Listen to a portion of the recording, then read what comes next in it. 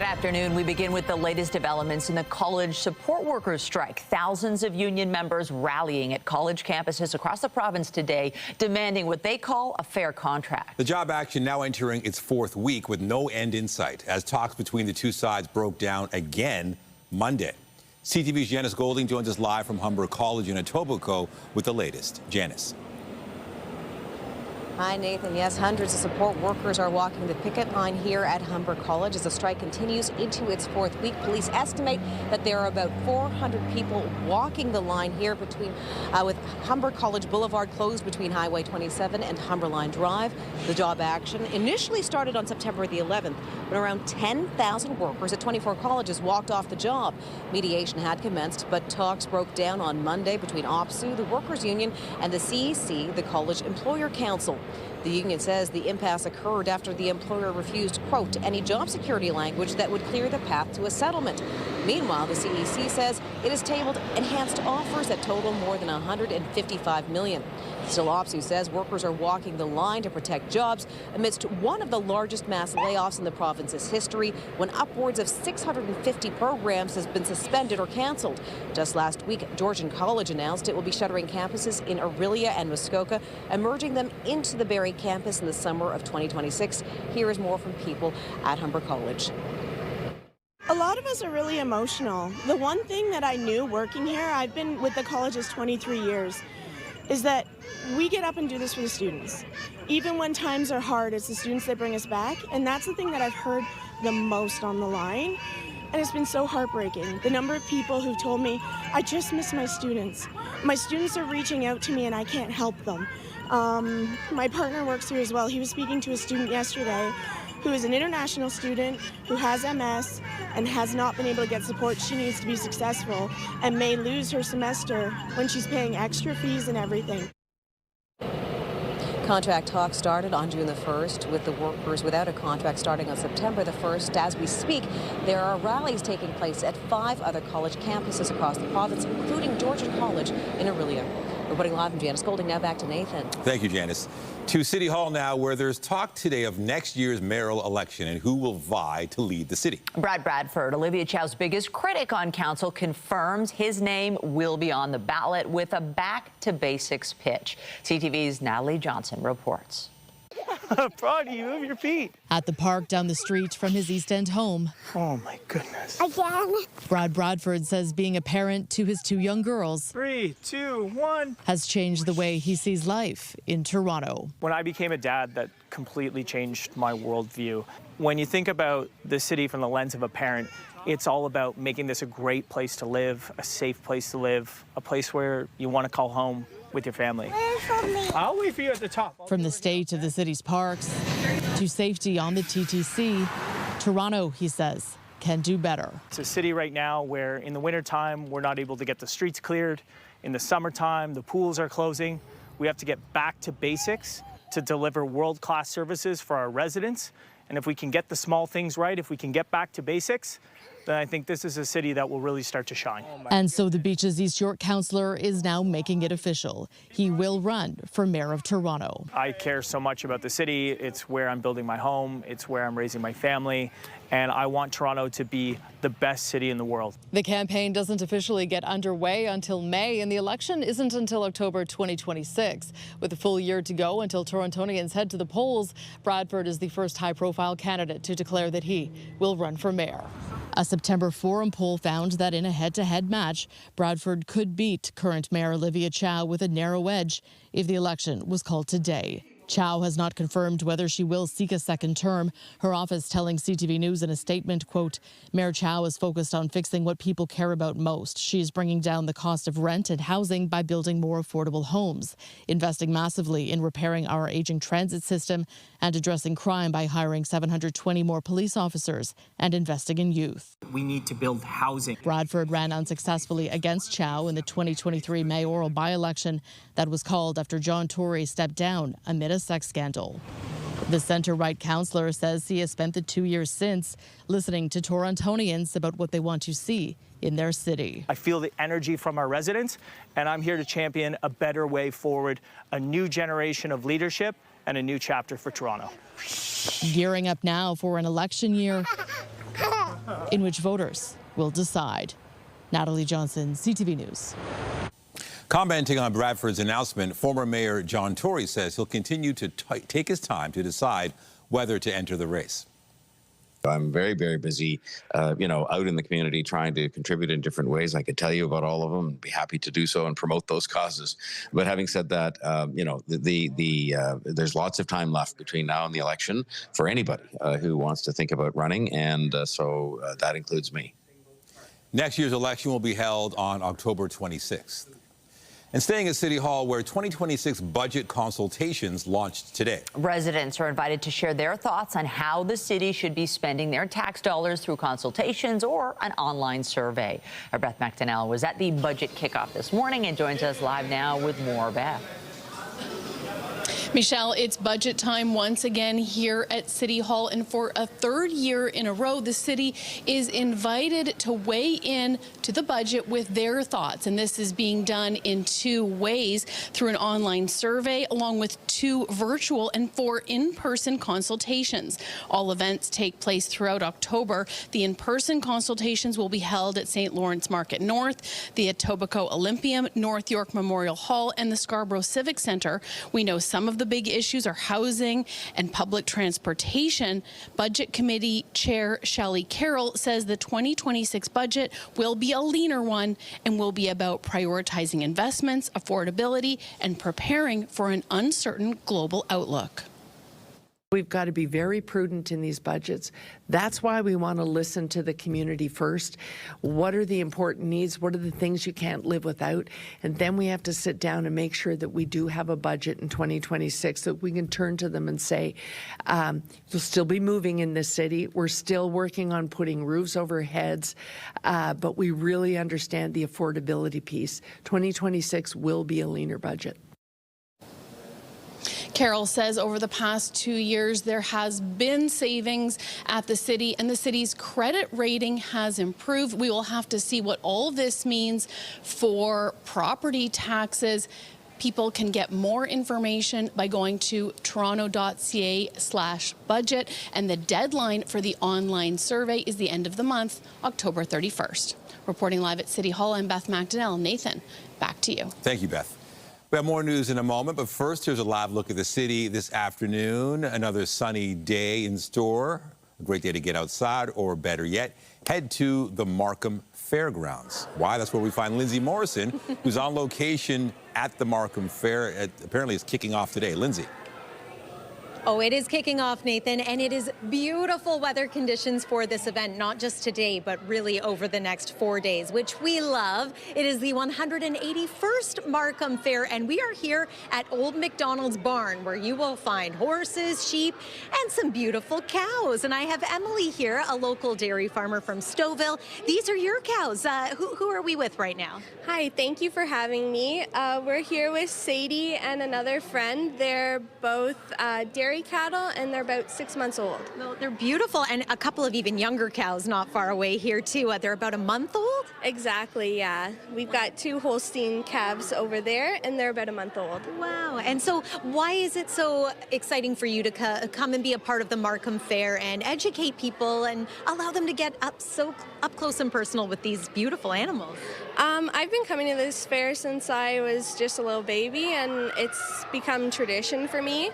My family plays a big role in it, and I look forward to it every year. And seeing these animals and people interacting with them really makes my day. Well, it's making our day, meeting your beautiful cows as well. We're going to move along to the weather now. Here's a look at what we're dealing with temperature-wise. It's very comfortable once again here in southern Ontario, 17 degrees in Toronto. And once again, not much to show you on the satellite and radar imagery. A couple of fair weather clouds here and there. We might see a bit of an increase in cloud cover as this day goes on, but overall still very pleasant. Winds are coming out of the east. They're light in nature. Let's talk about your day at a glance. The afternoon brings us a forecast daytime high of 19 degrees. That's on the warm side of seasonal, not quite as hot as it will be heading into the weekend. We have some very hot weather to tell you about coming up. Again, we are live here at the Markham Fair. Look at this this beautiful baby Clydesdale. Is that a beautiful horse or what? So young, and we've got a few field trips happening here as well. Stay with us. We will be back with a full look at your weather forecast coming up here on CTV News. But for now, I'll send it back inside to you. All right. Hey, kids. We'll check in later. Thanks, Lindsay. Still ahead on CTV News at noon. As the government shutdown continues south of the border, word President Trump plans to use the standstill to reshape the federal workforce and punish his detractors. We'll have more on that in minutes. But first, in the UK, 2 people are dead and 3 others have been seriously injured in a synagogue attack in Manchester early this morning. The suspected attacker was shot dead by police. The attack taking place on Yom Kippur, the holiest day in the Jewish calendar. Police were called to the synagogue by a witness who reported seeing a car drive into a group of people before a security guard was stabbed. Greater Manchester police say minutes later, shots were fired by officer. The suspect was killed. UK Prime Minister Keir Starmer cut short a meeting of European leaders to fly home following the attack. The attack in Manchester this morning is absolutely shocking, and all of our thoughts are with those affected. I'm on my way back to London. When I arrive, I will chair an emergency COBRA meeting. Starmer says additional officers have been deployed to synagogues and Jewish community sites in London. Police bomb experts are also investigating whether the suspect had an explosive device, as British officials say they are treating this incident as a terrorist attack. We believe that the identity of the offender has been established, but until we are certain of this fact, it is premature to set out this detail at this juncture. In addition, I can confirm that 2 other individuals have been arrested in connection with this incident, and urgent inquiries are ongoing. We can confirm that 2 members of our Jewish community have sadly died as a result of this attack. Following a rapid response, armed officers from Greater Manchester Police intercepted the offender, and he was fatally shot by officers within 7 minutes of the original call. 4 people are in hospital, several listed in serious condition. King Charles said he and Queen Camilla were deeply shocked and saddened to learn of the attack on such a significant day for the Jewish community. He added, "Our thoughts and prayers are with all those affected by this appalling incident, and we greatly appreciate the swift actions of the emergency services." And for more on this story, we're joined by CTV's Scott Hurst. And Scott's swift response here in Canada, the Prime Minister had something to say. Michelle, really horrific, the details that are coming out of the United Kingdom, and with UK officials now declaring the violence, the attack on worshippers at a synagogue in Manchester a terrorist incident. Canadian officials are denouncing the violence overseas. We heard from Prime Minister Mark Carney on social media today. He posted this morning's deadly attack outside a synagogue in Manchester, England on Yom Kippur is an appalling anti-Semitic atrocity. We also heard from Foreign Affairs Minister Anita Anand. She said the anti-Semitic attack on a UK synagogue is horrific, and I offer my profound sympathies to the victims, their families, and the Jewish community here in Canada. Now, this latest act of violence against the Jewish community in the United Kingdom comes as B'nai B'rith Canada just this past month has sent an urgent open letter to federal leaders demanding immediate action to confront the escalating crisis of anti-Semitism in our country, calling for a national task force, pointing, Michelle, to a staggering rise in cases of anti-Semitism, particularly since 2022. And we know the stats here at home reflect that as well. How are local police services responding? We have reached out to local police forces in the wake of this attack, and what we heard from several around the region, including Toronto Police and York Regional Police, is that there were already plans in place to have an increased police presence at synagogues and other cultural institutions on this day, on Yom Kippur, but also in the lead up to the anniversary of the brutal October 7th attack in Israel. This is a statement we got from Toronto Police, and we also heard from York Regional Police saying that they will have increased foot and mobile patrols near faith-based institutions, schools, and community centers, particularly on this day, and as I mentioned, in the lead-up to the anniversary of the October 7th attack. So that is what we're hearing from local and regional police forces in the wake of this attack, but also to protect and ensure the Jewish community here in Canada is safe on this holiday Yom Kippur and leading up to the anniversary of October 7th. CTV's Scott Hurst live for us in the National Newsroom. Thank you. Thanks, Michelle. Conservative leader Pierre Poilievre is pushing for the Liberals to get on board with his party's plan to reform Canada's bail system. While people are dying on our streets, where our citizens are being massacred, while women are being killed by abusive ex-husbands, Mark Carney has spent 6 months spinning in circles, leaving Liberal laws in place. And he is personally responsible for the violence on our streets because it is him that is standing in the way of us fixing the problem.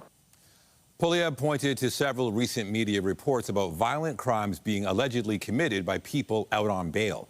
He's called for the House of Commons to fast-track a proposed Conservative bill dubbed the Jail Not Bail Act.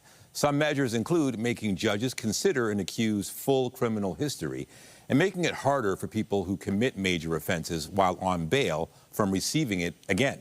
The Liberals have indicated their own bail reform bill is on the way. With a bit over a month to go until the Liberals reveal their delayed federal budget, the interim parliamentary budget officer has said Ottawa's finances are on the precipice. But as Canadians wait to see the fiscal plan, the PBO is sharing some positive news on another front.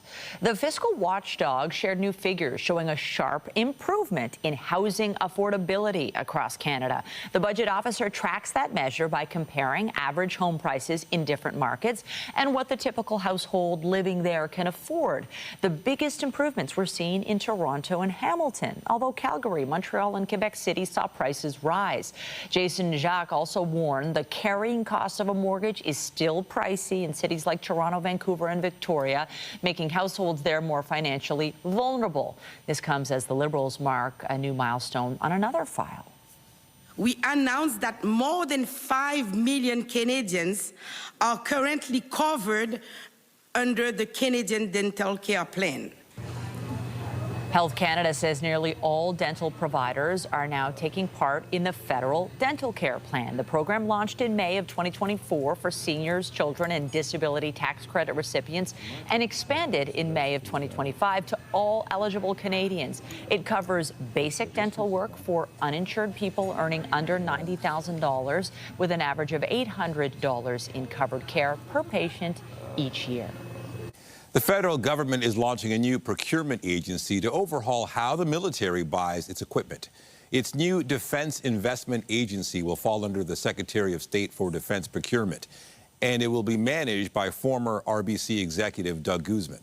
The goal is to deliver equipment to the Canadian Armed Forces at a faster pace that will better meet its needs. Canada has committed to spending 2% of its GDP on defense every year, a target set by its NATO allies. Ottawa has updated its travel advice for the United States with a cautionary note about gender-neutral passports. The advisory warns that while Canada issues passports with an X marker for people who don't identify as strictly male or female, it cannot guarantee entry or transit through other countries, including the U.S., for travelers using that designation. The statement goes on to warn travelers may be asked to provide their gender information as either male or female. U.S. President Donald Trump has set his sights on using the government shutdown as an opportunity to reshape the federal workforce and punish detractors. White House Press Secretary Caroline Leavitt says layoffs are imminent. And the Office of Management and Budget says it's putting a hold on roughly $18 billion of infrastructure funds for New York's subway and Hudson Tunnel projects. If the standoff extends later into October, federal workers who remain on the job will begin missing paychecks. The Congressional Budget Office estimates roughly 750,000 workers will be furloughed on any given day during the shutdown, resulting in a loss of $400 million in daily wages. Let's go over to Lindsay. Well, it is a beautiful day to enjoy a fall fair, and it's not just today. In fact, the next several days are looking great if you want to come down to the Markham Fair, for example. Here's a look at your forecast. It is going to feel a little less like fall as the day goes on, though. It's going to be feeling like summer, in fact, into this weekend. We've got a ridge that's building in the jet stream, and that's allowing some very warm air to move in. We will have a full look at your forecast coming up live here from the Markham Fairgrounds. Everyone say hi! Your full forecast is just ahead. Stay with us. When you see it happen, send it to CTV News. Text 10400 from your screen to ours. Text 10400. Well, what a day to explore the GTA. We have the sunshine, a little bit cool to start, but really nice temperatures on this second day of October. Yeah, I'm guessing this is also a great day for a field trip, which might explain why all those kids are there, Lindsay. Yeah, just a few kids on a field trip today. Nathan and Michelle, they were very excited. I'm glad they got their little moment on TV. And here we are at the Markham Fair. We were just discussing whether or not it's time to lose the jackets because it has warmed up quite nicely here, especially in the sun. I have someone special I want to introduce you to. This is Dylan Armstrong, the 2025 Markham Fair president. Thanks for having us out. Oh, thanks for coming. What can people look forward to at this year's fair? I know for so many families it's a tradition, but maybe there's some people watching who are considering coming out for the first time. Well, first off, the weather. How could you beat this? What better weather to enjoy the fair than this? Of course, we have behind us Old McDonald's barn where you can see all the animals. We have the livestock building where we have the different agricultural shows. We have our homecraft buildings with all the different vendors. And then, of course, we have our dirt bikes, our monster trucks tonight. Tomorrow night, we have our tractor pull. Saturday night, we have our demolition derby. And then back to monster trucks on Sunday. So we have an action-packed weekend here. Wow, and you're right. There's lots to see during the day. There's some fantastic shows to enjoy at night. And, of course, we have to talk about the food. Of course. How can we not have fair food? I'm going to check out one of those in just a moment, but let's talk one more time about the weather. It was a pretty hot and dry summer. I'm always very mindful of farmers and growers in Ontario when doing the forecast, so I've been thinking about you all. How has this summer been? It's definitely been hot and dry. We've had enough moisture to keep the crops going. We've got some nice crops displayed in the buildings, but it's definitely been dry. It was great for our fair setup. No one likes setting up in the rain, and it's even better for our fair weekend. What could we ask for? Well, yeah, I have some good news. We have some rain on the way, but not until after the fair is finished. So this weekend looks great. There's your little preview of the forecast. Thank you so much, Dylan. We're going to get to the weather, and I'm going to begin by letting you know that weather is brought to you by the Presler Law Firm. You don't pay unless they win. This has been a pattern for a few days now and beyond, that it has been hot, it has been warm. It is 17 degrees right now, 22 in the Windsor area, 15 in Ottawa. You'll notice that temperatures are also quite warm in northwestern Ontario. So that's all thanks to a ridge that's going to start to build in for us and really warm things up for tomorrow. Today's high, 19 degrees. That's a little warmer than normal. As we make our way into the night tonight, you'll notice that temperatures remain near seasonal. So 17 is the average temperature this time of year. As we head to about 8 o'clock tonight, here's a look at what you can expect. Bit of an increase in cloud cover for one thing, and then we'll clear out into the overnight hours, 17 degrees, sunset time tonight, 6:56 p.m. So here's tonight's low. Still the risk of a little bit of patchy frost the closer you get to the Quebec border, but 10 degrees for us here in Toronto. Not bad, a little warmer than normal once again. How about tomorrow? 25 degrees is going to feel more like 28, and that's not even as humid as it's going to get. Things are even warmer for Saturday and for Sunday. On the satellite and radar, not much to show you here. Beautiful blue skies. You can maybe see a little bit of clouds starting to drift over Lake Huron as well as Georgian Bay. Some of that could impact us later on this afternoon, but for the most part, high pressure is locked in place and will be for the next few days as well. I mentioned the possibility of some wet weather, but that really doesn't happen until early next week. As we set the forecast radar in motion here, you will see It is dry. It is mostly sunny for your Friday, for your Saturday, and for your Sunday. Let's get to that 7-day forecast so I can show you that things do change a little bit as we head into next week. For one, we have a chance of showers as early as Monday evening, and then Tuesday looks to be a bit of an unsettled day, and Wednesday looks like we're going to get a little bit of relief from the heat because, yeah, it's going to be hot, maybe even record heat for some areas into the weekend. Again, we are live here at the Markham Fair. We mentioned fair food. Nathan and Michelle, I cannot let you go without showing you the funnel cake that is available. I think ice cream will help on a day like this, wouldn't you say? Okay, shall I take a taste? I might have to throw it back to you because I'm going to have a full mouth after this. Enjoy. I'll send it back. Oh, no, we want more weather details. You're telling us to enjoy? Yeah, we're jealous. Of course. It is lunch. I think she's enjoying it. Way to go, Lindsay. Thanks, Lindsay. We'll check in with you later. Turning now to Niagara region, where police have released the results of an investigation dubbed Project Road King. Officials say the effort has resulted in the seizure of guns, drugs, stolen cars, and cash. CTV's John Musselman joins us with more on the investigation. John. Well, Nathan, we learned that they recovered 38 stolen cars with a value of about $3 million, and a lot of these cars were destined for Nigeria and Vietnam. We have some video to show you. There was a news conference here at Niagara Regional Police Headquarters. This was a combined investigation involving police forces across the GTA, as well as the RCMP and Canadian Border Services.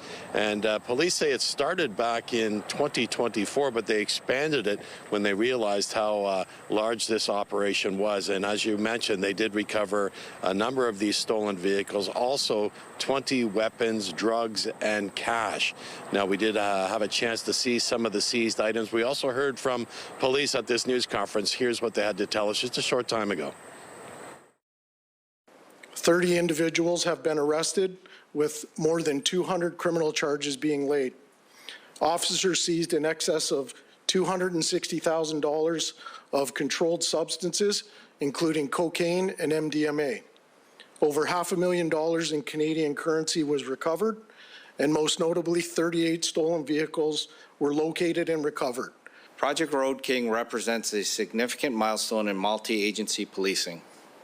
It's a clear example of what can be achieved when law enforcement agencies break down silos and work together towards a common goal.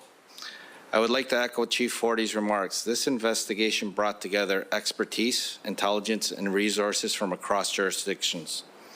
Our shared collaboration led to the arrest of numerous individuals, the seizure of significant quantities of controlled substances, and the recovery of proceeds of crime and several stolen vehicles. These outcomes are not just statistics. They represent safer streets, disrupted criminal networks, and a stronger sense of security for all Canadians. Nathan, Michelle, we can tell you that the 30 people here charged are facing more than 200 charges in connection with this investigation. Reporting live in Niagara Falls, I'm John Musselman. I'll send it back to you. Thank you, John. Turning to Durham region, where police are searching for suspects in an arson investigation. Our CTV News chopper was over the scene today. This is in North Pickering. A week ago, a number of homes under construction near Kerrydale Avenue and Marchington Square were set ablaze. No injuries were reported. Investigators are looking for any home surveillance or dash camera footage from the area. As the Supreme Court decides on the fate of hundreds of ostriches on a BC farm, there are new details about a violent incident associated with protesters. The RCMP is investigating an attempted arson and an attack on the farm's elderly neighbor. CTV's Judy Trin has the details. What is going on? We're dealing with another issue altogether. Last week, when the RCMP descended on Universal Ostrich Farm to assist in a planned cull, the Mounties were sidetracked by a chilling 911 call. I was so into the fear that I was going to get lit on fire. Lois Wood says a masked man poured gasoline around her home, then threw gas on her. The 72-year-old fought back. This is primal. This is survival.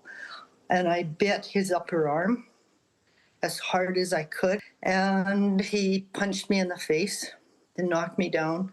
Since avian flu was detected more than 9 months ago, dozens of supporters have set up camp to protest an order by the Canadian Food Inspection Agency to destroy the birds. Police say a suspect was arrested released with conditions, and charges are pending. We believe he was attached to the protest camp. I'm not really at liberty to speak to the specific details of the investigation, but I can confirm that part. The farm says they helped police remove the suspect.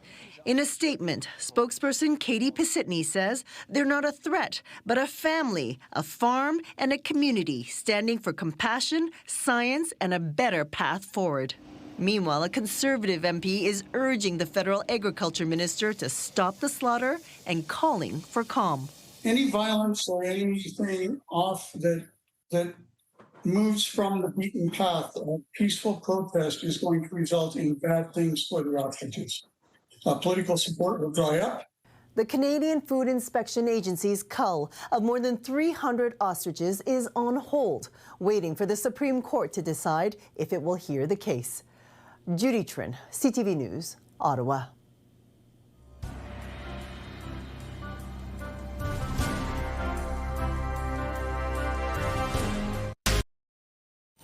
Ontario Culture Days returns for its biggest festival yet, celebrating creativity and art from all across our province. Over the next few weeks, more than 1,000 free events are taking place, from interactive art exhibits to live performances.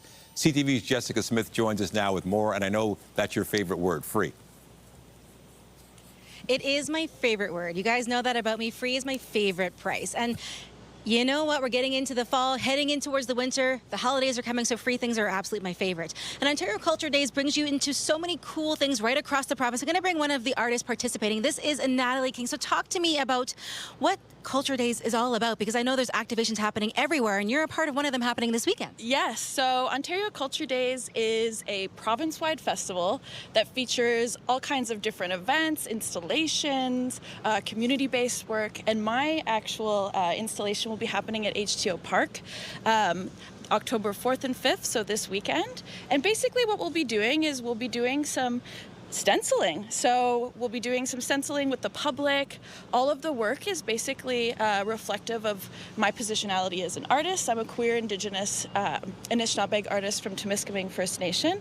And all of these symbols are kind of reflective of Toronto's shoreline, basically thinking about plants and animals that live here and talking about how we're sort of a part of this living, breathing ecology.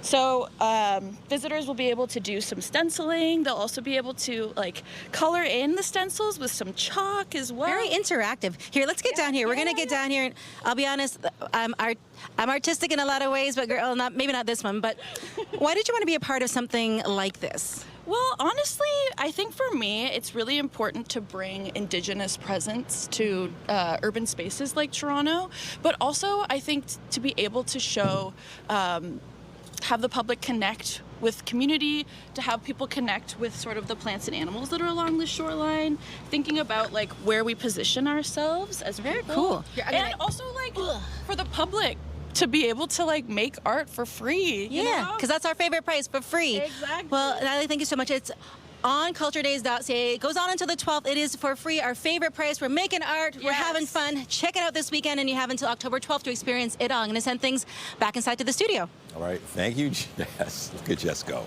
Oh. All right. Can't wait till that's done. Well, the Blue Jays will have to wait till tonight to find out who they're going to face in the American League Division Series. Austin Wells. And lines one into right field. Fair ball. Chisholm to third. He's being waved. Eden coming home. Here's the throw. He's safe. The Yankees scored in the bottom of the 8th to take a 4-3 lead in Game 2 of their wild card series with the Boston Red Sox. They were able to hold on in the top of the 9th for the win, and now the teams will face off tonight to decide who will head to Toronto on Saturday. Meanwhile, the Jays will play another intra-squad game today as the team gears up for the American League Division Series. The game gets underway at 4 this afternoon at the Rogers Centre. Tickets can be purchased for $10, with proceeds going towards the Jays Care Foundation. Get Toronto's top stories, breaking news alerts, and watch live. Download the CTV News app.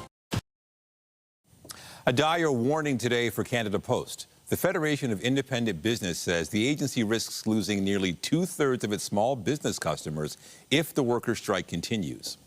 The CFIB says last year's strike cost small businesses more than $1 billion, and 13% of those surveyed have stopped using Canada Post since the disruption. The organization says nearly 2/3 of respondents said they'd also switch shipping providers if another strike happened. The latest job action was launched after the federal government announced a major overhaul of Canada Post to address its troubled finances. Canada Post CEO Doug Ettinger says the proposals are necessary to keep the service financially sustainable. Electric car maker Tesla reported a surprise increase in sales over its most recent quarter. The company says it sold more than 497,000 vehicles around the globe in the 3 months through September. That's a 7% increase compared to 2024. The surge came just as an EV tax credit south of the border was set to expire. Tesla stocks rose at first on this news, but they've plummeted since, with analysts saying it's not clear where continuing demand for the brand is heading. The positive results follow 2 quarters of steep declines linked to CEO Elon Musk's political activities and work with the Trump administration.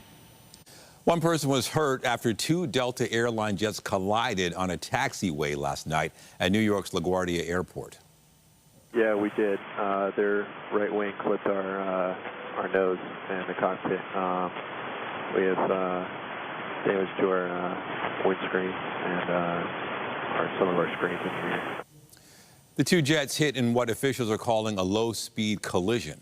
The wing of an aircraft getting ready to take off reportedly slammed into the cockpit window of a plane that had just arrived. A flight attendant was taken to hospital with non-life-threatening injuries. There were no reports of passengers being injured. A critically acclaimed Broadway musical has hit the stage here in Toronto. Co-written by Steve Martin, this production offers an all-Canadian cast of actor-musicians. CTV's Andrea Case has the story. When the all-Canadian cast of Bright Stars step onto the stage at the CAA Theatre, they will do so without an orchestra to back them up. They are the orchestra. I play the mayor of the town, and I play the accordion, and I play the bass, and I play the mandolin, a little bit of piano. Overbearing father. Wants what's best for his son, but maybe doesn't have the best idea of what that might be. Brendan Wall first picked up the accordion when he was cast in the play Warhorse in 2010. But it took me to the West End, and I played in the West End of England with this instrument, and it's taken me around the world, and I keep getting a little bit better at it.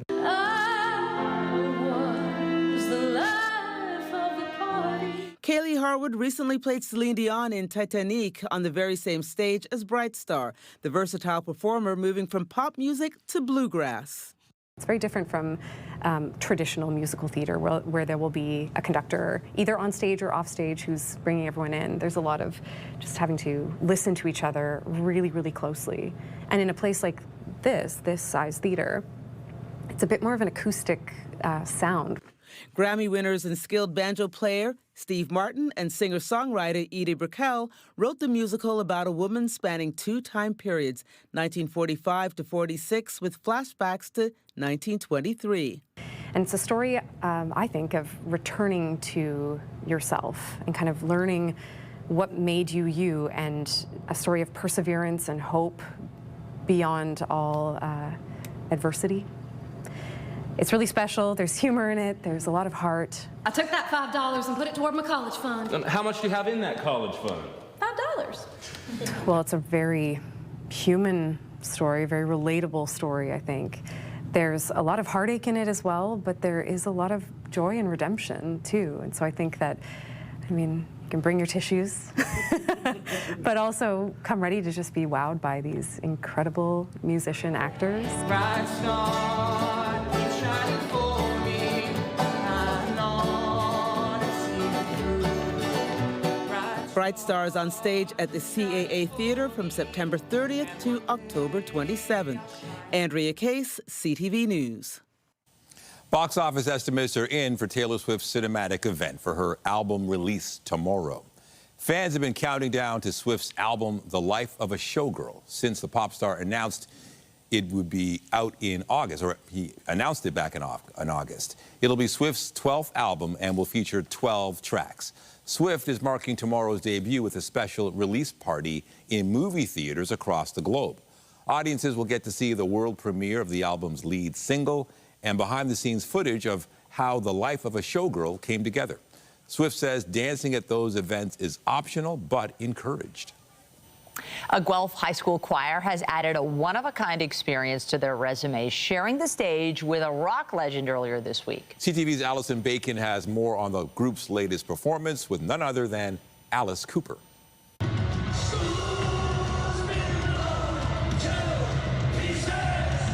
School is in session for this group of Guelph teenagers, but with a twist.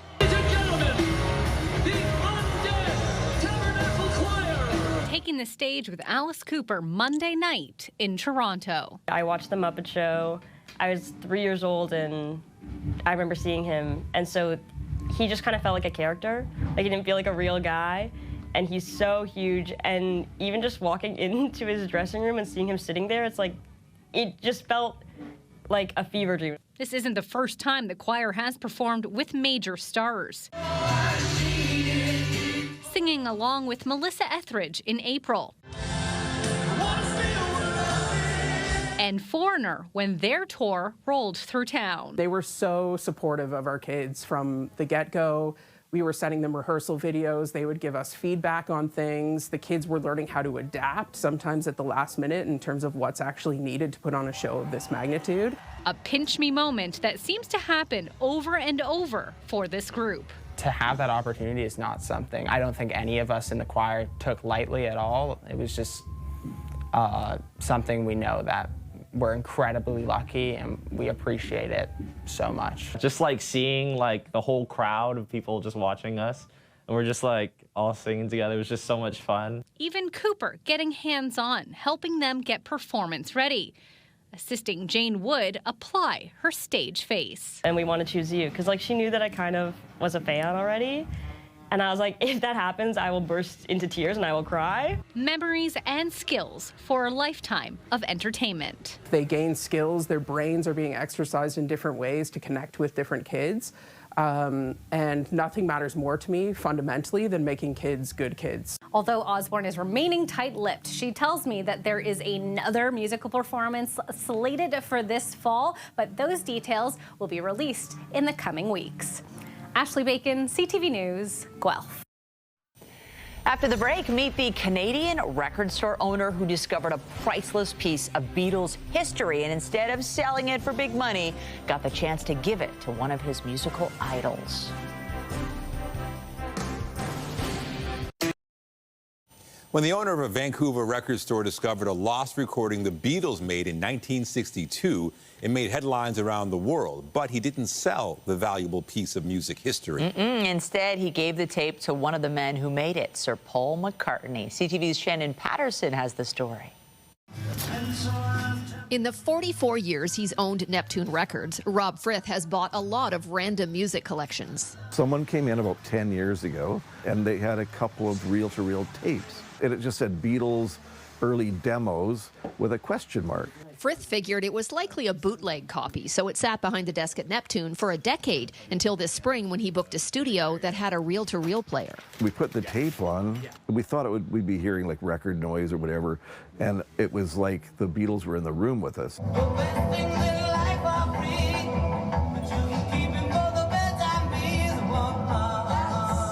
He posted videos of the 15-song demo on Instagram, and the story blew up. What we determined after researching everything and having it checked by professionals, we had the actual original master tape that the Beatles recorded January 1st, 1962. It was an audition tape for Decca Records. It didn't take long for the story to reach Sir Paul McCartney, who invited Rob and his family to Los Angeles 2 weeks ago, where the Friths would give him the tape in person. I was one that got to hand it over to him, and it was pretty wild. Just weird, kind of being like, and here it is. This is stuff that Paul signed for us. While the Friths were asked not to take photos of their meeting, Sir Paul did autograph some Beatles memorabilia for them. We are looking at my signed copy of Sgt. Pepper's. The family had lunch with the superstar and even sat in on a rehearsal session. The four of us got to sit there and have a full set of Paul McCartney and his band playing, and we're the only ones in the audience in the rehearsal space. It was mind-blowing. He came up behind my mom and goes, "Hi, Vicky, how are you today?" And I thought I saw her soul exit her body right about then. The Friths know an original Beatles demo reel could have fetched a tidy sum at auction. And then that tape would have sat in some millionaire or billionaire's basement, never to be looked at again. And, you know, what good is it there? What they got was better than money. I got paid in that I got to meet Paul McCartney. That was good enough for me. Shannon Patterson, CTV News, Vancouver. Guess it was worth it. And at that, it's time to get back, little Beatles reference there, to our Lindsay Morrison at Markham Fairgrounds. How's it going?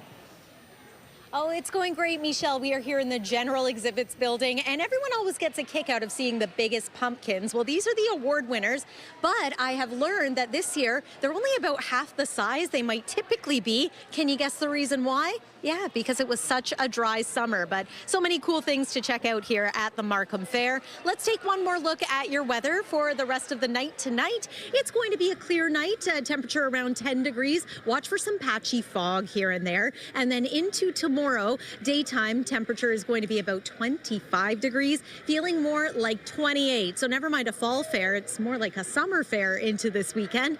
There's the 7-day forecast. It is, however, going to remain dry. Maybe not great news for farmers' fields and crops, but great news for the fair this weekend. It looks like we will get back into some wet weather early next week and then a cool down by about Wednesday. It's been a pleasure being live here from the Markham Fair. I'll send it back inside to you, Nathan and Michelle. That looks good. Quite the spread. Thanks, Lindsay.